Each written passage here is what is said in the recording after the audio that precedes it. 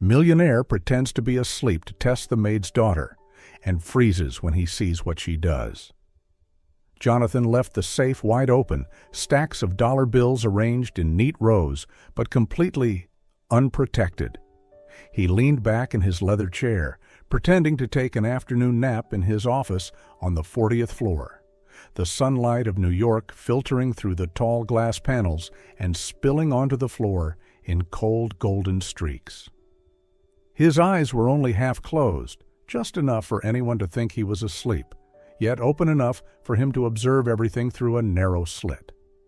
Not long ago, Jonathan believed he was the most pragmatic man in the world.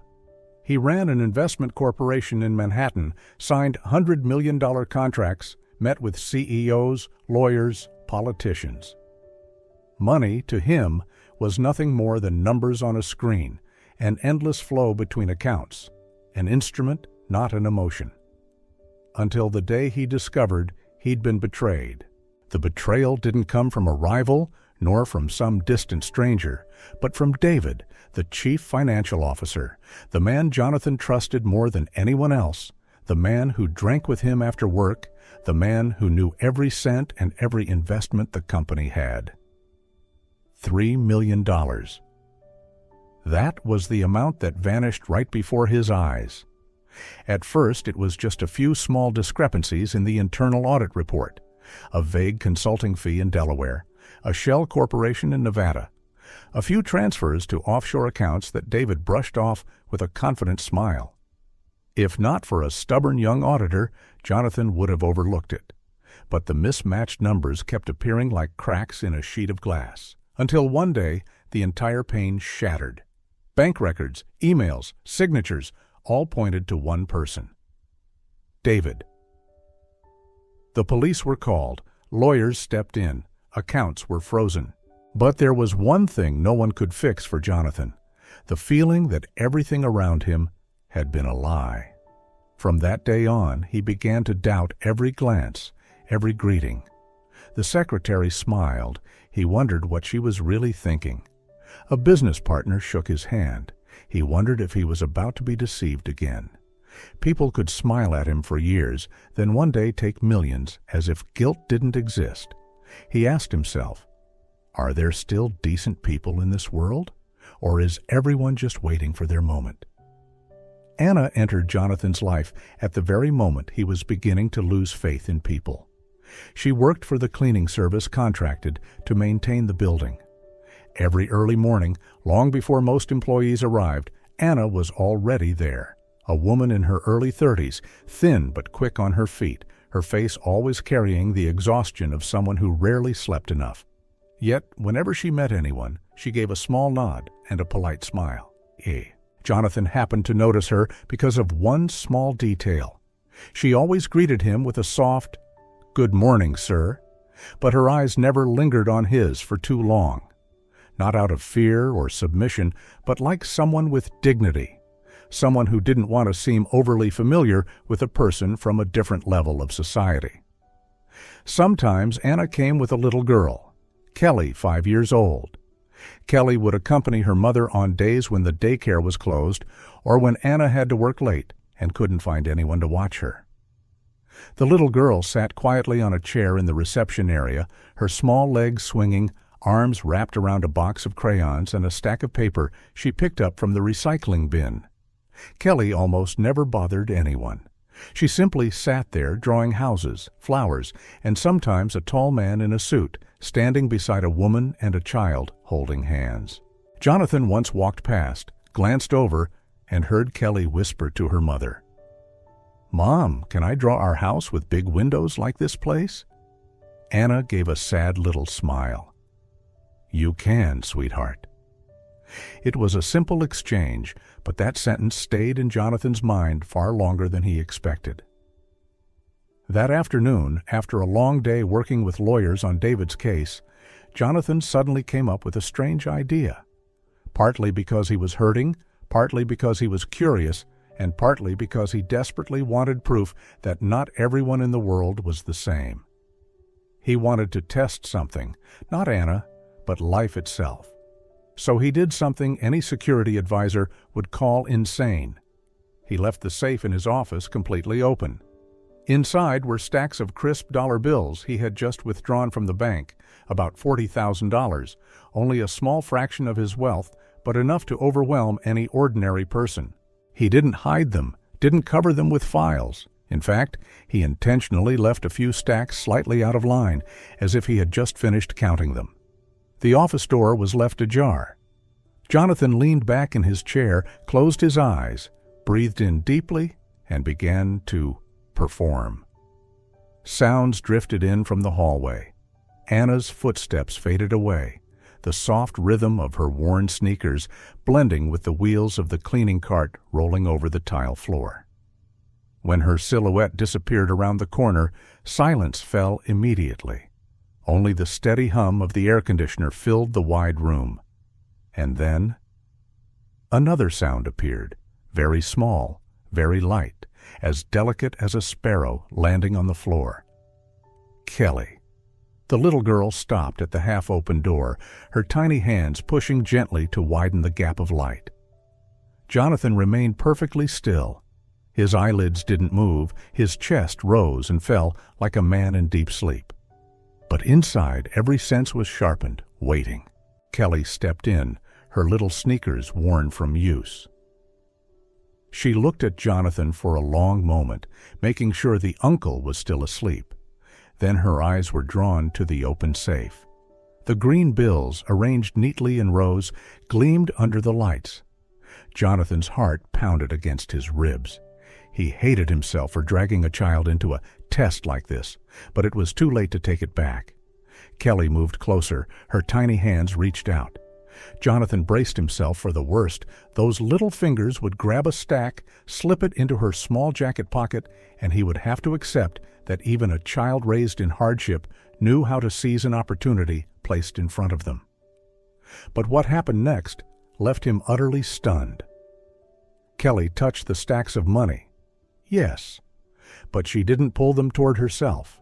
Instead, she used both hands to gently push the misaligned stack back into place, lining it up neatly with the rest. If one stack stuck out, she nudged it in.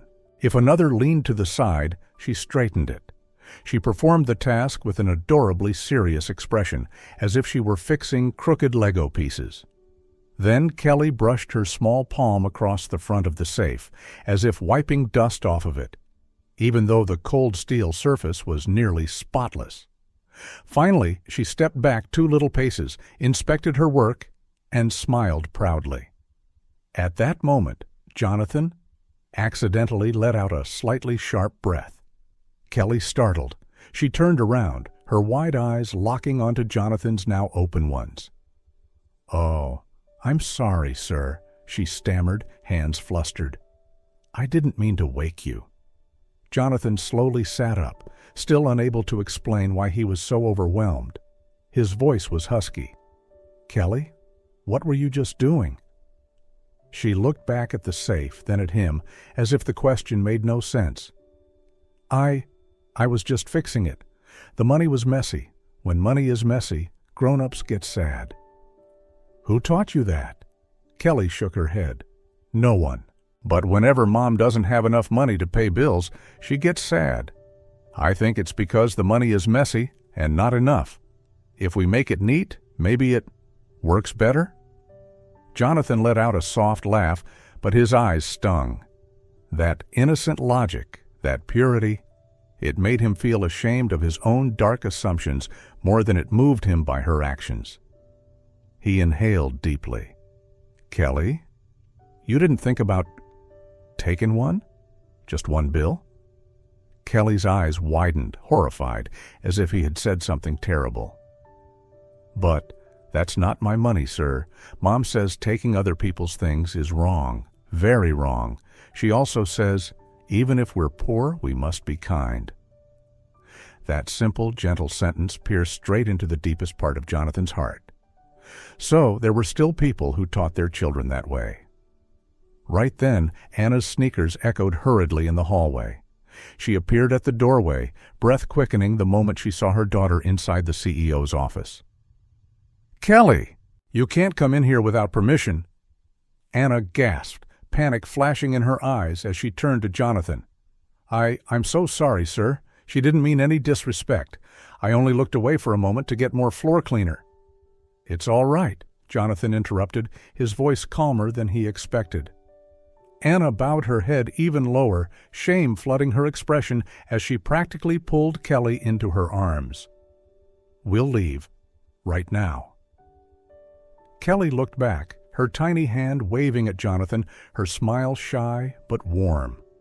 The door closed behind them. And with it, the office returned to silence. But not the familiar kind. It now carried the lingering echo of small hands carefully straightening stacks of money and the words, "Even if we're poor, we must be kind."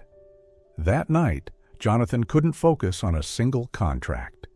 In his mind, he kept replaying the image of those tiny hands straightening each stack of money, careful as if fixing pieces of a puzzle. He couldn't sleep. The next morning, as Anna and Kelly stepped onto the 40th floor, Kelly immediately ran toward the long bench as usual, while Anna began checking the trash bins. She bent down to tie a trash bag when she heard steady, heavy footsteps. Anna looked up. Jonathan was standing right in front of her. "Anna, could you and Kelly come to my office for a moment?" His voice was calm, though it did nothing to ease her worry. Anna startled, gripping the mop tightly. Immigrant workers like her, even with proper papers, always felt a little afraid when a wealthy man called them in privately. "Yes, if you need me to clean something." "No, I just want to talk." Anna hesitated, then nodded and placed the mop in the corner. She called softly, "Kelly, come here with Mommy." They entered Jonathan's office. Kelly hid behind her mother, half curious, half shy. Jonathan invited Anna to sit, but she only sat on the very edge of the chair. He recounted what had happened the day before when Kelly entered his office. As he spoke, Anna's face drained of color. I'm so sorry. Kelly is not allowed to enter private offices. I'll talk to her. I promise it won't." Jonathan raised a hand to stop her. "No, Anna, you don't need to apologize. Kelly did nothing wrong." He turned to Kelly. "Thank you, sweetheart. Because of you, I remembered that there are still very kind people in this world." Anna looked at her daughter in surprise. Kelly just smiled shyly, unaware she had done anything extraordinary. Jonathan looked at the two of them, and suddenly he knew that if he didn't do something, he would regret it for a long time. He opened a drawer and took out a small envelope. Not flashy, just simple, but enough to change a few weeks of their lives. He placed it on the table and gently slid it toward Anna. "Kelly made me realize a lot about kindness. This is a small gift I'd like to give the two of you, not charity. Just a reward for honesty." Anna immediately shook her head, her face paling with embarrassment. "Sir, I can't accept this. I work here to earn money with my own hands, not from—" She glanced at the envelope, her voice shrinking. "Things outside my job." Jonathan remained patient. "This isn't pity, Anna, and it isn't charity. You don't owe me gratitude. In fact, I'm the one who should be grateful." Kelly peeked up from behind her mother and whispered, "But Mommy, it's just a reward, right?" Anna placed a gentle yet firm hand on her daughter's shoulder. "Kelly, we don't take money that isn't ours. Even if it's a reward, Mommy wants us to live by our own effort. Do you understand?" Kelly nodded. Jonathan watched them, and his heart tightened with respect. He never imagined that in a building filled with million-dollar contracts, the thing that moved him most would be this simple, unpolished honesty. He pulled the envelope back and said, "If there is ever a time you need anything, please tell me. I owe Kelly a very big thank you." Anna shook her head quickly. "You don't owe us anything, sir. I just teach my child to do what is right. That's all." 2 days later, Kelly appeared at Jonathan's office door again. This time, it wasn't by accident. She knocked politely, both hands clutching something tightly against her chest. "Come in," Jonathan said. Kelly stepped inside and held the object up. Jonathan looked at it and froze. A pink piggy bank, the cheap kind sold at discount stores. A princess sticker was stuck on its side, the back scraped in several places. Inside, coins rattled softly. "That's yours, Kelly," Jonathan said with a smile. "You should keep it." Kelly shook her head firmly. "I want to give it to you. That day I heard Mommy say you were sad because of money. I don't want you to be sad anymore.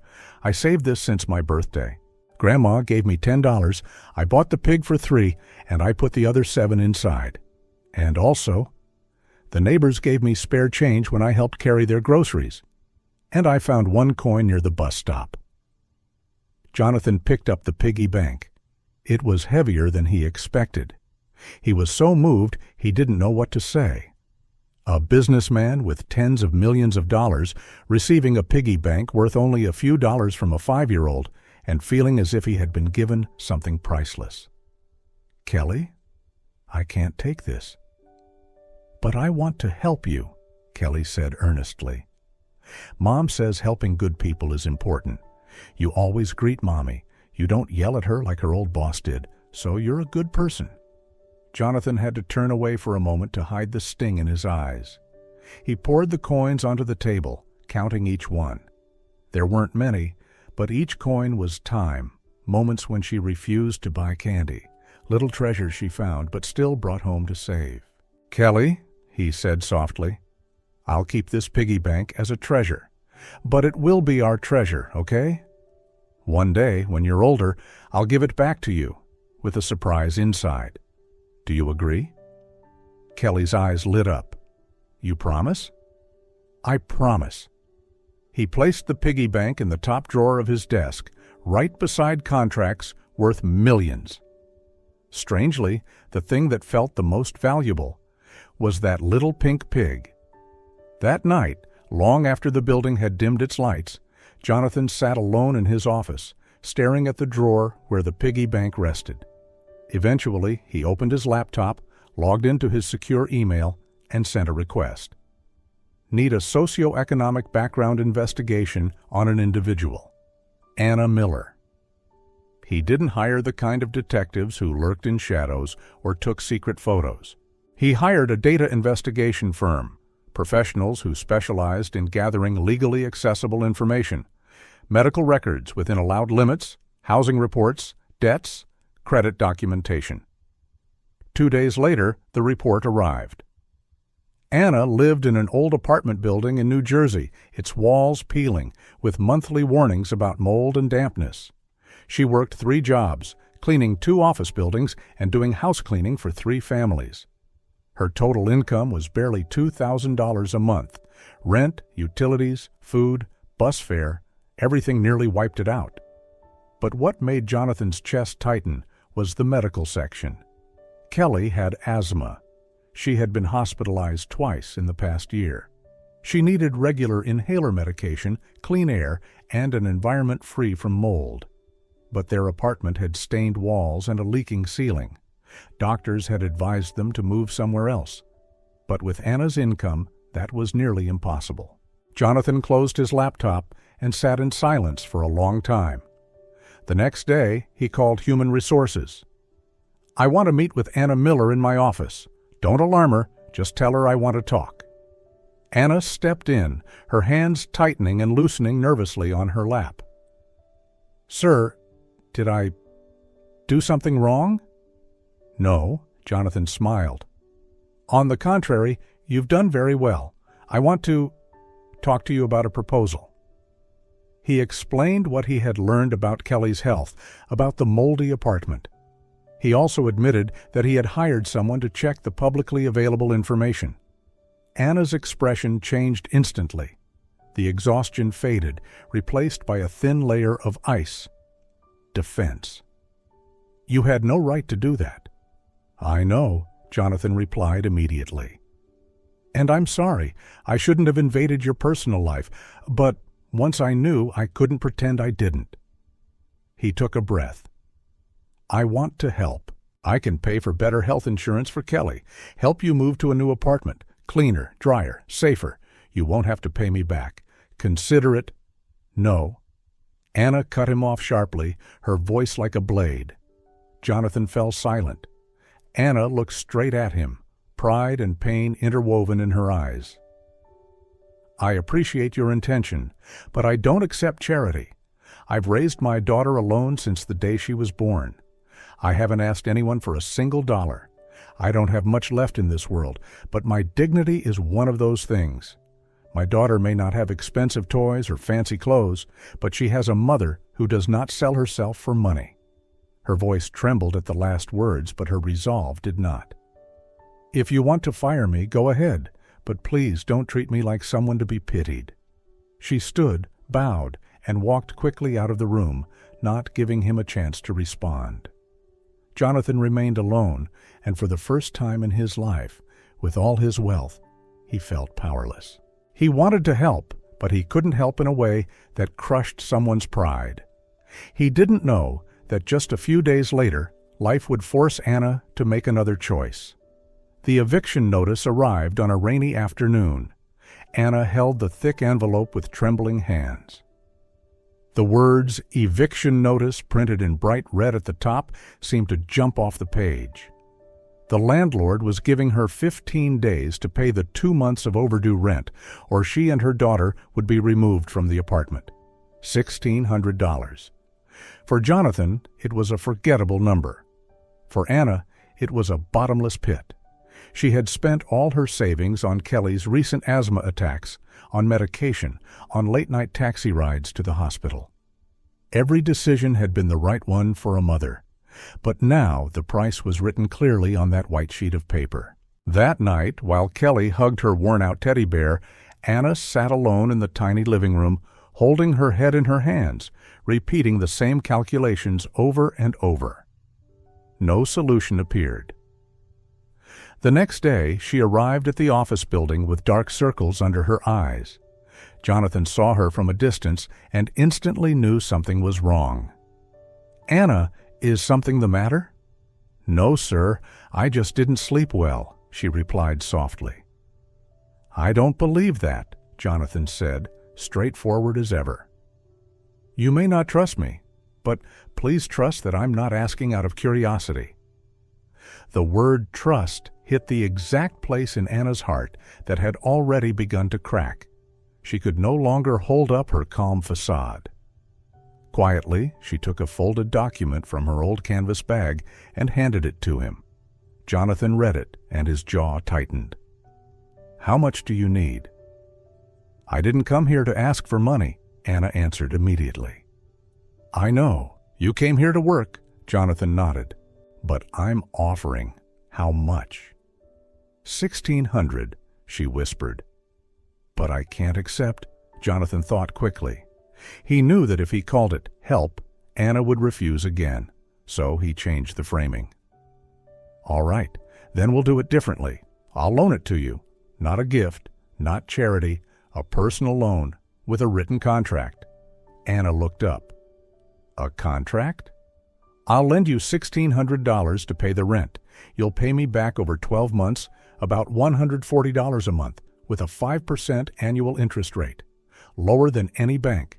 Everything written clearly, signed. And if you want, a lawyer can review it for you." Anna bit her lip. Every instinct in her told her to refuse, to manage on her own like she always had. But this time, there was no way out. "And why are you doing this?" she asked quietly. Jonathan met her eyes. "Because your daughter brought me a piggy bank filled with her tiny savings, all just to make me less sad. A 5-year-old gave me everything she had. Now it's my turn to repay that kindness in the way that respects you the most." The anxiety, pride, and fear inside Anna slowly began to soften. She saw no pity in Jonathan's eyes, only respect. For the first time in a very long time, someone spoke to her as an equal. Tears blurred the paper in her hands. "All right," she whispered. "If it's like that, I agree." Jonathan smiled, not triumphantly, not arrogantly, just with quiet relief. "The money will be in your account tomorrow. And Anna, thank you for letting me do this the right way." Jonathan believed that from then on, everything would slowly improve. Anna could pay her rent, Kelly would have her medication regularly, he would return to his work, and though they lived in different worlds, an invisible thread of connection would remain between them. But the past rarely leaves in peace those who are trying to rise again. One Saturday afternoon, while Anna was hanging laundry in the apartment hallway, there came a rapid, urgent knock on the door. She opened it. The man standing there made her freeze. 6 years. 6 years since he had sent one single message. "I'm not ready to be a father. You're on your own." And then disappeared from her life completely. "Hello, Anna," he said with a smile, as if only a week had passed. "Long time." "Jake," Anna breathed, her hand tightening on the doorframe. "What are you doing here?" "I came to see our daughter," Jake said casually. "I have the right, don't I?" Anna let out a bitter, humorless laugh. "The right? You walked away when I was 4 months pregnant. You didn't send a single dollar of support. You never once asked whether your child was alive or dead. And now you remember you have a right?" Jake shrugged. "I've changed. Now I want to be a father. Besides, I heard you're seeing some rich boss in Manhattan. People say he pays your rent, your insurance, maybe even gives you a promotion. Seems fair that I should get a share of whatever your family is enjoying." Anna understood instantly. He wasn't there for Kelly. He was there for the smell of money. "Jonathan is my employer," Anna said sharply, "and the money he lent me has a contract and signatures. We are not involved the way you're imagining." "Oh, sure," Jake winked. "Either way, I have the right to demand visitation. And who knows? Maybe a lawyer will say, you owe me back child support for preventing me from being a father." This time, Anna felt her blood boil. "I owe you?" she nearly shouted. "Try saying that in front of a judge." The raised voices woke Kelly. The little girl peeked out from the bedroom, saw the strange man, and instinctively hid behind her mother, clutching Anna's shirt. "Mommy, who is that man?" Anna felt her daughter trembling. Kelly was not the type to fear strangers. She usually greeted people easily. But some things children sensed without being told. The smell of alcohol, a greedy stare, a slimy tone. "No one important, sweetheart," Anna said, holding Kelly tight. "He's leaving now." Jake knelt down, trying to soften his voice. "Kelly, it's me. I'm your dad." Kelly shook her head, eyes welling with tears. "My dad left before I was born. Mommy said so?" "Yes, but Daddy is back now, so we can be a family." "A family?" Anna cut in. "Get out of my house. Now!" Jake stood, the fake gentleness evaporating. His smile vanished, replaced by a cold sneer. "Fine, but you'll be hearing from my lawyer. Don't think having a rich boss means you can do whatever you want." He turned and slammed the door behind him. Kelly burst into tears, not loud, childish crying, but the tight, strangled sob of pure fear. Her chest tightened, her breath sharp and wheezing. Anna panicked. "Kelly, breathe, honey. I'll get your inhaler." As her hands shook, searching for the medication, only one thought echoed clearly in Anna's mind. I must fight for her, no matter what. That night, Anna called Jonathan. Her voice was hoarse, exhausted, and carrying something broken inside it. "Mr. Jonathan, I need help." Jonathan had been reviewing files for David's case, but he immediately pushed everything aside. What happened? Anna told him everything. The message from years ago, the failed attempts to seek child support, Jake's sudden reappearance that day, and his threat to sue for custody. Jonathan listened, gripping his phone tighter and tighter. "Tomorrow, bring Kelly to my office. I'll call someone. He's the best family lawyer I know. If anyone can protect you and your daughter, it's him." "But I don't have money to pay a lawyer like that," Anna replied instinctively. "You won't pay, I will," Jonathan said firmly. "And this time, don't talk to me about pride. This isn't help. This is protection, protecting Kelly from a man who sees her only as an excuse to get money. Let me do the right thing, not for you, for Kelly." On the other end of the line, Anna was silent for a long time. "All right," she finally whispered. "Thank you." The next day, in Jonathan's office, Anna sat across from a man in his 60s with silver hair and sharp, intelligent eyes, lawyer Michael Carter, who had handled countless divorces and custody battles in New York. "Anna," he said slowly, "from this moment on, you're not alone, but I need complete honesty. Tell me everything, even the parts that embarrass you." Anna told him about the brief relationship with Jake, being abandoned while pregnant, the 3 attempts to file for support that Jake never showed up for. About Kelly's asthma hospitalizations, the father field always left blank. Michael wrote down every detail on his tablet. "Do you still have the message where he left you?" "Yes, in my old phone." "Good. And yesterday, did anyone hear the argument?" "Mrs. Martinez, the neighbor next door. The walls are thin. She heard everything." Michael smiled, a sharp, confident smile of a man who sensed victory. "Excellent. We'll need her testimony." He turned to Jonathan. "I'll prepare a counter-petition. And Jonathan, if you're getting involved, be ready. Men like Jake don't play fair." Jonathan nodded. "I'm used to people who don't play fair." 2 weeks later, the hearing took place in a cold family courtroom. Anna sat beside Michael, her hands clasped so tightly they'd gone white. Jonathan sat silently in the back row, solid as a wall. Jake arrived in a wrinkled shirt, attempting to look respectable, but his red eyes and alcohol-laced breath, noticeable even from a few feet away, betrayed him. Beside him was a young lawyer who clearly wasn't prepared. The judge, a stern-faced, middle-aged woman, opened the file and skimmed through it.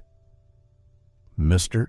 Jake Miller, you are requesting joint custody, claiming that the mother has prevented you from fulfilling your role as a father and that her living conditions endanger the child. Correct?" "Yes, Your Honor." Jake lifted his chin. "I've always wanted to be in my daughter's life, but Anna pushed me out. Now I only want a chance to be a father." "Mr. Carter?" the judge asked. Michael rose slowly. "Your Honor, if I may, I'd like to present a few pieces of evidence that paint a more complete picture." He laid out a series of documents. A printed copy of the message Jake sent 6 years ago. Records of all the child support cases he failed to appear for. Kelly's hospital documents. The written statement of neighbor Mrs. Martinez regarding the disturbance. And finally, the police report noting Jake appearing drunk at Anna's door at 11 p.m., shouting and causing disorder. The judge silently reviewed each document, her expression unreadable, but the gavel seemed heavier in her hand. Michael concluded, "In summary, Your Honor, we have a man who abandoned his girlfriend while she was pregnant, paid no support for 6 years, made no contact, showed no concern for his child, until he learned the mother was receiving assistance from a financially stable employer. Only then did he appear, harassing and intimidating them, and now claims he simply wants a chance to be a father. I don't believe this court is so easily deceived." Jake, struggling to maintain composure, ended up destroying his own case. "Deceived? How can anyone be deceived here?" he shouted, pointing at Jonathan. "He's a billionaire. He buys her a house, pays her hospital bills, probably pays for the lawyer, too. And I, the biological father, get nothing. Where's the fairness?" The entire courtroom fell silent. The judge looked at him, her eyes icy. "Thank you, Mr. Miller. You've just answered my question about your true motives." She set down her pen. "This court exists to protect the best interests of children, not to provide opportunities for adults to latch onto someone else's wealth. Your request for joint custody is denied entirely. You will begin paying child support immediately, including back payments for the last 6 years. Visitation will only be reconsidered if you demonstrate sobriety, stable employment, and participation in counseling. Court is adjourned. The gavel struck, shattering whatever illusions Jake had left. Anna burst into tears. Michael placed a respectful hand on her shoulder. Jonathan, sitting in the back row, let out a long breath, as if a heavy stone had finally been lifted from his chest. In the hallway, Anna turned around. Without hesitation, she stepped forward and hugged Jonathan tightly. "Thank you," she said through her tears. "Not just for the lawyer, but for everything, from the beginning." Jonathan wrapped his arms around her, hesitant at first, then gently tightening. He hadn't held anyone like that in years. 6 months passed. Anna was no longer the quiet cleaning lady with a mop in her hand. Jonathan made her an offer, and this time she accepted it because it was work, not charity. She became the manager of the building's cleaning and maintenance department, overseeing an entire team. Her monthly salary was enough for her to stop juggling 3 jobs. She had her own business card, a small desk on the 10th floor, a computer, and, most importantly, the feeling that she existed in the company, not just passed through it like a shadow. Jonathan also helped her find a new apartment in suburban New Jersey. 2 bedrooms, no mold, sunlight, fresh air. Anna paid the rent from her own salary, and the lease was in her name, not the boss's house. Kelly had her own room with pale pink walls. She taped her drawings everywhere: flowers, birds, houses, and one picture of 3 people holding hands. With better insurance, Kelly was able to see a specialist at a major hospital. Her medication was adjusted, her asthma attacks became less frequent. She gained weight, her cheeks grew rosy, and for the first time, Anna watched her daughter run across a playground without fear she might collapse, unable to breathe. On weekends, Jonathan often drove the 2 of them to the park, bought Kelly ice cream, and listened to her stories from school.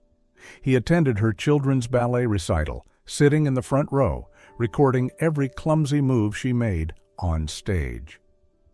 When she misstepped and nearly fell, her eyes darted toward the audience, where Anna stood clutching her chest, and Jonathan raised a big thumbs up with an encouraging grin. Kelly giggled, regained her balance, and continued. They didn't put a name to whatever they were building. Anna didn't dare think too far ahead. Jonathan didn't rush her. But between them, there were glances that lingered a little longer than usual, accidental touches when helping Kelly organize her toys, cups of coffee placed in front of each other exactly when they were needed. They were building something not out of fleeting desire, but out of the moments when they consistently stood on the same side. Jake disappeared. His child support payments were deducted directly from his wages, and Anna no longer had to face him. But truthfully, by now, she didn't care. The only thing that mattered was that Kelly slept peacefully in a room that no longer smelled of mold, breathing steadily under her moon-shaped nightlight. One afternoon after work, Kelly ran into Jonathan's office, waving a sheet of paper. "Uncle Jonathan, look!" Anna followed behind her, smiling now, no longer as embarrassed as before by her daughter's open affection. Jonathan took the drawing. On it were 3 simple figures: a tall man, a woman with long hair, and a little girl in the middle, all 3 holding hands.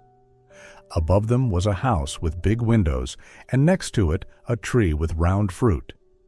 At the bottom, in wobbly letters her teacher had helped her write, were the words, "My real family." Jonathan stood frozen for a long moment. "Where did you draw this?" he asked softly. "At school," Kelly said proudly. "Teacher told us to draw our family. She helped me write the words. Mommy said I can give it to you if I want." Jonathan turned toward Anna. They looked at each other. Neither spoke, but both understood. What they had, though not yet defined, not yet official, was already stronger than many relationships that did have titles. Without another word, Jonathan took a simple wooden frame, placed the drawing inside, and hung it on his office wall. right next to the very safe he had once left open. He looked at the two things side by side: a safe full of money, a drawing of three people holding hands, and he knew which one had saved him from losing his faith in humanity.